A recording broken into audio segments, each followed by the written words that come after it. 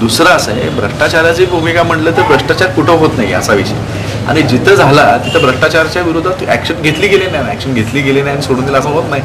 देशातला एवढा मोठा पैसा त्या ठिकाणी गुंतलेला आहे. सगळ्यात महत्त्वाचा काय विषय असतो, ज्याला कामाला आपण पैसे दिले ते काम पूर्ण होऊन देत ना. काम पूर्ण झाल्यानंतर मग त्याचं सगळं शहानिशा सगळंच घेणार, कोणाच काय ठेवणार आहे का आपण. आणि सगळे अधिकृत आहे. आज CPWD अधिकृत एजन्सी आहे गव्हर्नमेंटची, त्याच्यात प्रत्येक अधिकारी आहे नेमलेला, त्या प्रत्येकाची चौकशी होणार जर तिथं काय भ्रष्टाचार झाला असतं. सुरेश कलमाडे सुद्धा, आज सुरेश कलमाडे नेमणूक झाली कशी हे मला सांगा. आम्ही कोणी केली का नेमणूक, शासनाने केली का नेमणूक.